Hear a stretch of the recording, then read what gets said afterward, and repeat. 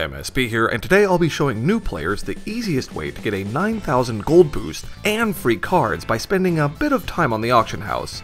This can be done concurrently while you're playing the arena, drafting, or even participating in the Rock League and Pauper community run tournaments here, which are also listed in the description below. In my first new player video here, I showed you how to pick a starter deck and start running the arena for gold. By now, you likely have a few more cards and a small stash of gold and are wondering what's the best way to increase the value of your account. Easy!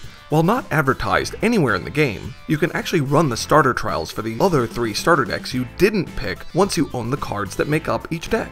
Let's head over to the auction house and have a look. Here we have the auction house interface where you search by the name of a card, its rarity, its shard, and whether it's purchasable with gold or platinum.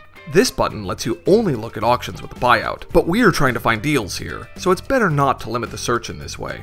Here is the list of cards from each starter deck that you're looking for. Quick, get your pen! Just kidding. The card lists are also in the description below, so copy them down whenever you have the chance.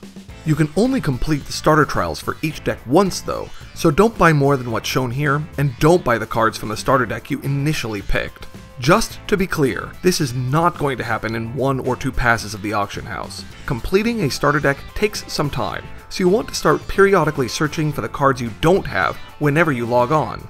This is an investment in time and gold, which pays off in even more gold and free cards that can, in turn, be sold or kept to make new decks. Plus, you can even sell back the starter cards you buy if you don't want them for your collection. This results in a great increase in your account overall. To search, type in the name of the card, change the currency drop-down to gold, then click on the minimum bid tab and search for the listing you want. You can either place a bid, or just try to find the lowest gold buyout available. Remember, you can choose to only look at buyout auctions by clicking the Buyouts Only button if you're a bit impatient. For you listing snipers, you can also sort by time left and try to grab a card with a low bid price before it ends for an even better deal. The auction house doesn't show the time remaining on auctions once it goes below 12 hours though, so it's not as easy to snipe a specific card if you're used to something like eBay. For you barterers, you can also post in global chat if there are cards you're looking for. Since many of the cards you will need are commons which experienced players will likely have a ton of already, you could find someone willing to send the cards you need through the mail system with a cash on delivery tag that is below the asking price on the auction house. As soon as you own the cards for the starter deck, head back to the home screen and you'll see the starter trial button show up here. You might need to open up the card manager first if you don't see this button after collecting your cards from the mail system. Completing all the starter trials for a deck nets you 3,000 gold and 17 common, 5 uncommon, and 1 rare race-specific cards for free. These extra cards can even be sold for profit or retained to give you more deck building options. The best part is, once you earn the trial rewards, you can sell back the purchase cards to recoup what you spent. And hey, if you manage to get a really good deal on the starter cards, you might even turn a profit on top of the golds and cards you gained from the starter trials.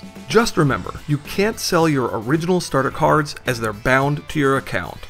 On top of the benefits you get for running the trials, this will give you experience using the auction house, which is a major part of collecting cards in Hex. Regardless of how you do it, either in global chat, on the Hex forums, through the new Hex TCG browser trading post linked below, which is amazing, or on the auction house. Trading is one of the best things that Hex brings to the table and ensures that whatever deals you make bring a measurable financial benefit to your account. I've said it before and I'll say it again, in Hex, your collection has real value set by a market. It's not just a binder of pretty colors to look at like with collectible card games. Being able to run additional starter trials is one of the easiest ways to get a great boost to your account, but it's one of the most unintuitive things for new players to discover. So with the advice I provided, you'll be on your way to growing your collection. Thanks for watching. In future videos, I'll keep showing you the best ways for you to improve your collection, so be sure to subscribe to my channel if you haven't already. As always, I'm MSB, wishing you good games and good times.